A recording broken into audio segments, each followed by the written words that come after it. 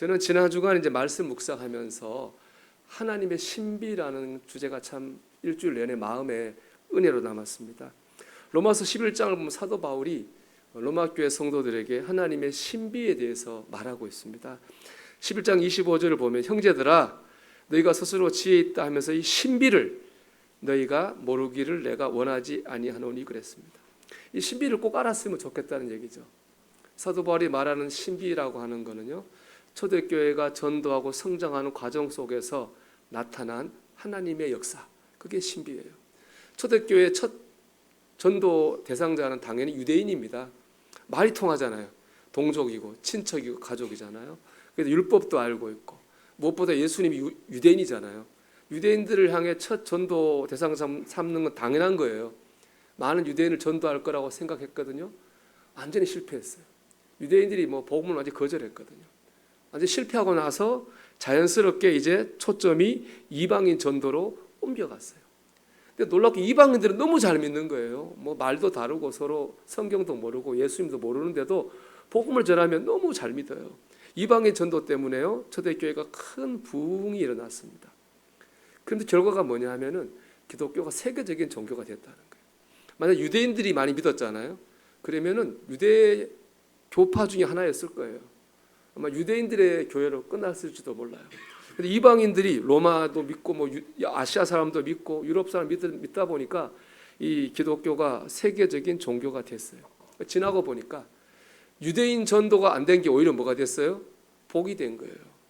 그렇다고 하나님 유대인 전도 안 하겠다는 게 아닙니다. 하나님 유대인도 구원하신다고 하셨어요.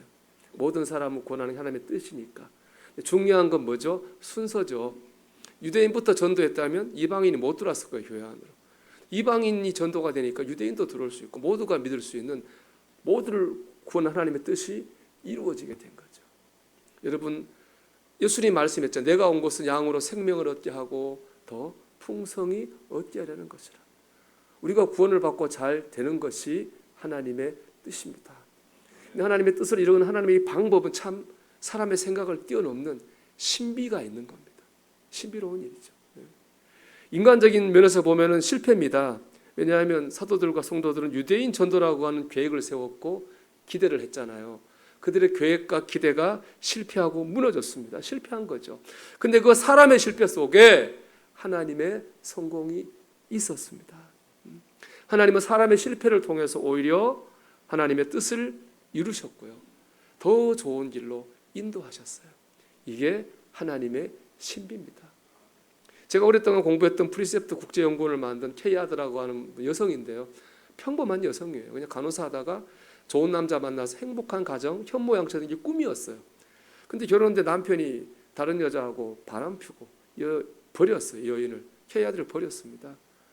배신당하고 버림받은 거죠. 상처가 얼마나 컸던지 정신병원을 3번을 왔다 갔다 했어요. 당연히 자살 시도도 몇 번을 했어요. 그 깊은 상처 끝에 하나님을 만난 거예요. 말씀으로 은혜를 받았어요. 말씀에 깊이 빠졌어요. 자기가 깨달은 말씀을 전하기 시작했어요. 사람들이 그 말씀에 놀랍게 반응하는 거예요. 그분이 올해 93세거든요. 보니까 지금 한 8억 명 정도에게 복음을 전했고요. 이분이 쓴 책이 한 100권 정도 되는데 150개 국에 70개 언어로 번역이 됐다 그래요. 저도 읽었으니까요. 또 좋은 남편 만나가지고 지금 행복하게 이제 돌아가셨다는 얘기 들었는데 행복하게 사신 거죠. 아마 사랑하는 남편에게 배신당하고 버림받았을 때는 하늘이 무너지는 것 같았을 겁니다. 내 인생은 실패라고 생각을 했겠죠. 하지만은 그 속에 하나님의 선한 인도하심이 있었다는 거예요. 우리가 아는 로마서 8장 28절 말씀 있잖아요. 하나님이 사랑하시는 자, 곧 그 뜻대로 부르심을 입은 자들에게는 모든 것이 합력하여 선을 이루느니라. 하나님 우리 인생에 나는 모든 것을 통해서 우리를 선한 길로 인도하십니다. 여러분, 이것이 하나님의 신비입니다. 하나님은 신비로 역사하는 분이거든요. 이 하나님의 신비를 여러분 볼 수 있게 되기를 축복합니다.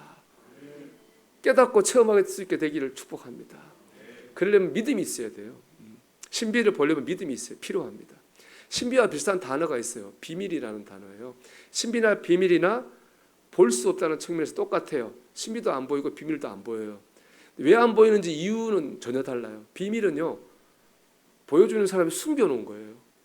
숨겨놔서 못 보는 게 비밀이에요. 신비는요 이미 다 보여져 숨겨놓지 않았어요. 이미 다 펼쳐져 있어요. 신비를 못 보는 건 보는 사람이 볼 능력이 없기 때문에 그래요. 하나님의 신비는 여러분, 하나님의 역사는 비밀이 아니에요. 신비예요. 우리 인생에 이미 다 펼쳐져 있어요. 우리가 믿음만 있으면 이 신비를 볼 수 있습니다. 제가 고등학교 때 은혜를 받고 이제 신학책을 여기저기 읽어봤는데 그때 이해가 안 되는 기독교의 교리가 있었습니다. 예정론이에요. 예정론이 뭐냐면 장로교의 구원교리인데 사람이 이미 태어나기도 전에 구원받을 사람과 안 받을 사람이 정해져 있다는 거예요. 이해가 안 되더라고요. 아니, 태어나기도 전에 구원받을 사람과 못 받을 사람 정해져 있어? 이해가 안 돼서 제가 그때 장로의 신학대학 나온 선생님께 물어봤습니다. 그랬더니 그 선생님이 이렇게 대답해 주셨어요. 예정론은 고백의 교리라는 거예요. 참 은혜가 됐습니다. 이런 거죠. 예정론은 너 구원받아, 너는 구원 못 받아 정해진 게 하나님이 정하신 것이 아니라는 거예요.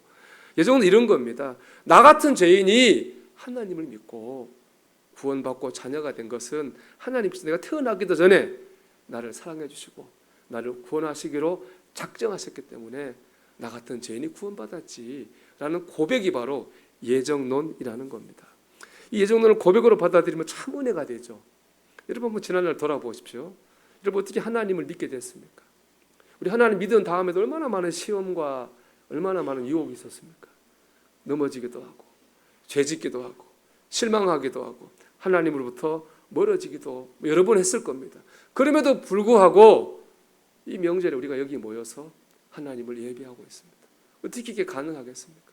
하나님께서 우리를 구원하시기로 작정하신 거예요. 하나님께서 자녀 삼으시기로 예정하신 거예요. 그런 작정과 예정이 있기 때문에 우리가 이 시간에 예배하고 하나님의 자녀가 된 줄로 믿습니다. 이 예정의 은총하고 한 세트로 나온 은총이 있어요. 견인의 은총입니다. 견인 여러분 잘 아실 거예요. 차 고장나면은 견인차 가서 고장난 차 끌고 오잖아요. 그게 견인의 은총입니다. 우리가 때로 고장나고 시덥지 않아서 멈추고 쓰러져 있어도 하나님 우리를 포기하지 않아요. 버리지 않아요. 끌고 와요. 천국까지 끌고 가신다고요. 그게 바로 견인의 은총입니다. 보라, 세상 끝날까지 내가 너희와 항상 함께 있으리라. 이게 하나님의 은총입니다. 이렇게 예정의 은총, 견인의 은총, 이 믿음의 고백을 가지고 우리 인생을 보면은 우리 인생에 펼쳐진 하나님의 신비를 볼 수 있는 겁니다. 이게 오늘 나오는 하박국서 2장의 메시지예요. 하박국서 1장과 2장은요 이런 형식이에요. 하박국 선지 하나님께 물어요. 하나님 대답해요. 이렇게 묻고 대답하고 하박국서 1장 2장이거든요. 1장 2절 보면 하박국이 이렇게 묻죠. 하나님께 여호와여 내가 부르짖어도 주께서 듣지 아니하시니 어느 때까지리까? 내가 강포로 말미암아 외쳐도 주께서 구원하지 아니하시나이다. 그 당시 이스라엘에 강포가 있었어요. 강포는 뭐냐면 강한 사람이 약한 사람을 학대하는 거예요. 하나님 말씀하고 다르죠. 하나님 말씀은 강한 사람, 약한 사람을 돌봐줘야 되거든요. 현실에서는 강포가 일어났어요. 하나님 말씀이 땅에 떨어졌거든요. 하박국서 하나님 질문하는 거예요. 선지자가 하나님 현실이 이 모양인데 하나님 왜 가만 계시죠? 질문한 거죠. 하나님이 대답했어요. 5절부터 11절. 아니야, 알았어. 내가 강포한 자를 심판할 거야. 여기까지 참 좋았어요. 그 다음이 문제예요. 심판하는데 누굴 통해 심판하느냐? 바벨론을 통해서 심판할 거야. 이 말에 하박국이 뒤집어졌어요. 왜냐하면 이스라엘이 강포하는 자는 동네 깡패예요. 바벨론은 국제적 범죄 조직이에요. 마음에 안 드는 나라마다 들어가서 그 나라 민족을 몰살시키던 가장 강포한 자가 바로 바벨론이에요. 바벨론은 뭐 누구를 하나님의 도구가 아니라 심판받아야 될 심판의 대상인 거죠. 그래서 하박국이 또 말하는 거예요. 하나님 악인을 심판하려면 그 악인보단 그래도 선한 사람을 통해 심판하셔야지 그 악인보다 더한 악인을 통해 심판하시면 어떡합니까? 바벨론은 망해야 될 나라입니다. 이렇게 하나님께 질문해요.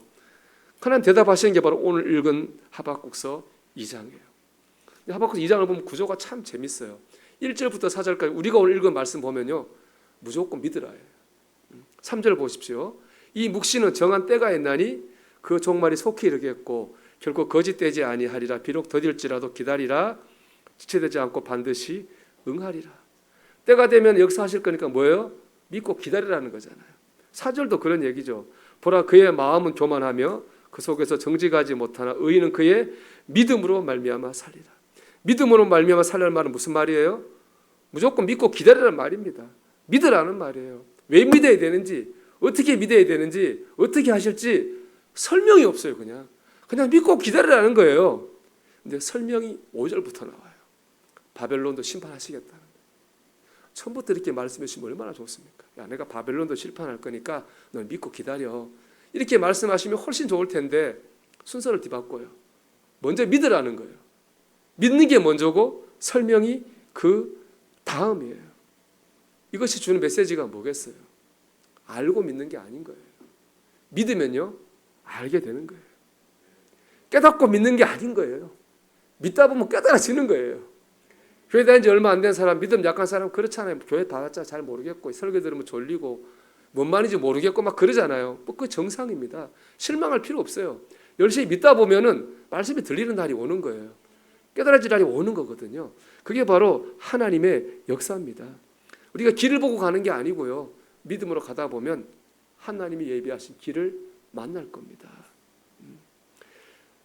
하나님의 신비를 볼 수 있는 믿음이 있으면 신비를 보는 거예요. 여러분, 믿음으로 하나님께서 여러분 인생 가운데 펼쳐가시는 하나님의 신비를 볼 수 있게 되기를 축복합니다. 그런 믿음을 가지게 되기를 축복합니다. 그런 믿음 어떻게 생깁니까? 첫째는요, 내가 모른다고 하는 것을 인정을 해야 돼요. 4절 보면 의인과 대조되는 사람이 있습니다. 교만한 사람이에요. 보라, 그의 마음은 교만하며, 교만해가지고 믿음으로 못 삽니다. 겸손해야죠. 겸손은 뭐냐? 내가 모른다고 하는 것을 인정하는 거예요. 욥기 23장 10절 말씀, 저 요즘에 올해 은혜를 받는데요. 읽어보면 이렇습니다. 그러나 내가 가는 길 그가 아시나니 그가 나를 단련하신 후에는 내가 순금같이 되어 나오리라. 옛날엔 뒷부분이 은혜가 됐거든요. 그가 나를 단련하신 후에는 내가 순금처럼 될 거야. 그게 은혜가 됐는데 요새는 이 앞부분이 은혜가 돼요. 내가 가는 길 누가 알아요? 그가 하나님만 알아요. 사람은 몰라요. 다른 사람 몰라요. 나도 몰라요. 하나님만 알아요. 욥기잖아요. 욥이 고난을 많이 받았거든요. 그러니까 이제 욥의 친구들, 위대한 신학자 엘리후, 이른바 전문가들이라는 사람이 쫙 몰려와가지고 욥이 왜 고난받고 있는지를 쫙 그럴듯한 말을 설명해요. 그럴듯해요. 말은 진짜 그럴듯해요. 여러분 아는 말 있죠. 내 시작은 미약하였으나 끝은 창대하리라. 사실은 그 말이 그런 뜻이 아니고 그 욥의 친구들도 전문가들이 쭉 한 말이에요. 근데 그 말을 나중에 보니까 다 뭐예요? 틀렸어요. 전문가라고 다 아는 게 아니에요, 여러분. 의사라고 다 고치는 게 아니잖아요. 하나님이 아신다고. 나도 모르고 다른 사람도 몰라요. 이게 왜 그런지 하나님만 아는 거예요. 유명한 얘기 있잖아요. 세옹지마. 중국 국방 변경에 세옹이라고 노인 살았죠. 근데 이 사람이 이제 집에 말이 있어요. 말이 큰 재산인데 이 말이 뭐에 씌었는지 가출을 해요. 없어졌어요. 재산을 손해봤잖아요. 동네 사람이 세옹을 위로합니다. 아우, 말이 도망가서 어떡해요. 세옹이 뭐라고 하느냐. 글쎄요, 모르겠습니다. 이게 화가 될지 복이 될지 모르겠어요. 이 말이 한 얼마 지나가지고요, 말이 사교성이 좋은가 봐요. 친구 말을 데리고 들어왔어요. 졸지에 복을 대박이 된 거예요. 재산 늘어났으니까. 이번에 동네 사람이 와서 축하해줘요. 아, 복을 받았습니다. 세상에 말이 나가서 온 것도 귀한데 친구를 데리고 와서 얼마나 큰 복입니까? 세옹이 또 말합니다. 글쎄요, 모르겠습니다. 이게 화가 될지 복이 될지. 세옹이 아들이 하나 있거든요. 데리고 온 북방의 그 말들 있잖아요. 말 길들이다가 다리를 다쳐가지고 다리 한쪽을 절어 장애인이 돼요. 동네 사람들이 위로하러 왔어요.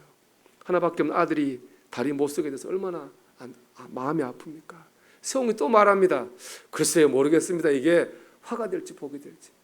나라에 전쟁이 일어나요. 왕이 젊은이 싹 징집해서 군인으로 끌고 가요. 다 죽어요. 군인들 다 죽어요. 젊은이 다 죽는데 세옹이 아들은 다리를 절어서 끌려가지 않았어요. 그래서 살았어요. 모르잖아요. 이게 화가 될지 복이 될지 몰라요. 동네 사람 다 와서 뭐라고 합니까? 이거 화입니다. 복입니다. 그게 교만인 겁니다. 이게 뭐가 될지 모르는데 화다, 복이다, 행복이다, 불행이다 규정하는 것이 바로 교만입니다. 실패다, 성공이다 판단하는 게 교만입니다. 겸손해야 됩니다. 지금 내 눈앞에 일어난 이게 실패인지 성공인지 하나님 이걸 통해 어떻게 하실지 우리는 모릅니다. 하나님께 맡기고 기도해야 됩니다. 선한 길로 인도해 달라고 하나님을 의지해야 됩니다. 그럴 때 우리는 우리의 삶 가운데 펼쳐지는 하나님의 신비를 경험할 수 있는 겁니다. 여러분, 우리는 모릅니다. 두 번째, 말씀으로 채워야 됩니다. 나는 모른다라고 하는 건 나를 비우는 거죠. 나를 모른다, 겸손히 비우는 거예요. 근데 비우는 것으로 끝나면 안 돼요. 비우기만 하면은 이런 거 되는 거잖아요. 인생은 잘 몰라, 인생 모르는 거야. 허무주의죠. 신앙은 허무주의 아니죠. 하나님 붙들고 가시고 인도하시고 책임질 거라고 하는 게 신앙 아닙니까? 우리는 이 비워진 심령에 하나님의 말씀을 채워야 됩니다. 그래야 신비가 보인다고요. 요한복음 2장에 보면 예수님께서 첫 기적을 가나의 혼인잔치에서 물로 포도주를 만드는 첫 기적을 행하시죠. 근데 물로 포도주 만드는 기적을 행할 때 주님이 하신 게 있습니다. 요한복음 2장 7절입니다. 예수께서 그들에게 이르시되 항아리에 물을 채우라 하신즉 아기까지 채우니. 그들은 그 혼인잔치에 있던 종들이에요. 종들에게 항아리에 물을 채우라고 하셨어요. 종들은 예수님의 말씀을 믿고 믿음으로 항아리에 물을 가득 채웠어요. 그래서 주님이 그 가득 채운 물을 포도주로 바꾸는 기적을 행하신 거죠. 항아리에 가득 채운 물이 의미하는 것은 바로 믿음이에요. 주님은 그냥 역사하는 분이 아니에요. 가득 채워진 믿음으로 역사하세요. 우리가 하나님의 신비를 경험하려면 하나님의 믿음을 가득 채워야 돼요. 어떻게 믿음을 채웁니까? 하나님의 말씀이죠. 로마서 10장 17절에 말씀했잖아요. 믿음은 들음에서 나오며 들음은 그리스도의 말씀으로 말미암았느니라. 말씀을 들을 때 믿음이 생겨요. 말씀을 채울 때 믿음이 채워집니다. 그 채워진 믿음 위에 하나님의 신비가 일어납니다. 이사야 41장 10절입니다. 두려워하지 말라, 내가 너와 함께함이라. 놀라지 말라, 나는 내 하나님이 됨이라. 내가 너를 굳세게 하리라. 참으로 너를 도와주리라. 참으로 나의 의로운 오른손으로 너를 붙들리라. 이사야 43장 1절에서 3절입니다. 너는 두려워하지 말라, 내가 너를 구속하였고 내가 너를 지명하여 불렀나니 너는 내 것이라. 내가 물 가운데로 지날 때 내가 너와 함께 할 것이라. 강을 건널 때 물이 너를 침몰하지 못할 것이며 내가 불 가운데 지날 때 타지도 아니할 것이요 불꽃이 너를 사르지도 못하리니 대저 나는 여호와 내 하나님이요 이스라엘의 거룩하니요 내 구원자임이라. 여러분, 말씀으로 여러분을 채우십시오. 그럴 때 믿음이 채워지고 그 믿음과 말씀으로 우리 인생에 펼쳐져가는 하나님의 신비를 보고 깨닫고 체험하게 될 줄로 믿습니다. 본문 4절에 나오는 말씀, 의인은 믿음으로 말미암아 살리라 할 때요, 이 믿음을 뜻하는 히브리어 단어가 에무나입니다. 이런 단어는 알아두는 거 좋습니다. 여러분 따라해 볼까요? 에무나. 에무나는 믿는다는 말인데 어떤 뜻이냐면요, 버틴다는 말이에요. 끝까지 버틴다. 그게 바로 에무나거든요. 이 단어가 성경에 49번 나오는데 제일 처음 쓰인 것은 출애굽기 17장입니다. 출애굽기 11장을 보면 이제 이스라엘이 아말렉과 전쟁을 합니다. 이 전쟁이 참 신기한 게, 전쟁터에 나가 싸우는 거는 여호수아 칼 들고 싸워요. 근데 여호수아한테 전쟁이 안 달려 있어요. 그때 모세가 산에 올라가 기도하거든요. 모세가 손 들고 산에서 기도하는데 모세 손이 올라가 있으면 이스라엘이 이겨요. 근데 팔이 아프잖아요. 팔 아파서 내리면 이스라엘이 져요. 질 수 없으니까 아론과 훌이 양쪽에서 한 팔씩 들어가지고 내려오지 않게 해요. 그래서 그 전쟁에서 이겨요. 그게 바로 내려오지 않는다가 바로 에무나예요. 17장 12절 볼까요? 모세의 팔이 피곤함에 그들이 돌을 가져다가 모세 아래에 놓아 그가 그 위에 앉게 하고 아론과 훌이 한 사람은 이쪽에서 한 사람은 저쪽에서 모세의 손을 붙들어 올렸더니 그 손이 해가 지도록 내려오지 아니한지라. 내려오지 않았다가 바로 뭐예요? 에무나예요. 내려오지 않았다, 이렇게 표현하면 뭡니까? 끝까지 버텼다는 말이에요. 힘들고 아팠지만 끝까지 버텼어요. 끝까지 손 들고 버텼더니 하나님께서 이기게 해 주셨어요. 믿음이 뭐예요? 끝까지 버티는 거예요. 하나님 세우신 자리에서 믿음으로 끝까지 버티는 거예요. 말씀 붙들고 버티는 거예요. 기도에 손 들고 버티는 거예요. 그럼 하나님이 이기게 하신다고요. 이 에무나와 의건이 똑같은 말이 지금 여러분이 한 말이에요. 아멘. 그게 에무나와 의건이 똑같아요. 그럼 아멘이라고 하는 건 뭐죠? 원래 아멘은 그렇습니다. 그렇게 하겠습니다. 정말이 되는 뜻이잖아요. 아멘은 뭡니까? 하나님이 세우신 자리에서 내가 기도의 손을 들고 버티겠습니다.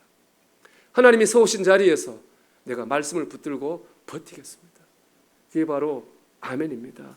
그럴 때 우리는 우리의 삶 속에 펼쳐지는 하나님의 신비를 보게 될 것입니다. 여러분, 하나님은 신비로 역사하는 분입니다. 여러분 믿음으로 여러분 인생 가운데 펼쳐지는 하나님의 신비를 보고 깨닫고 체험하게 되기를 주님의 이름으로 축원합니다.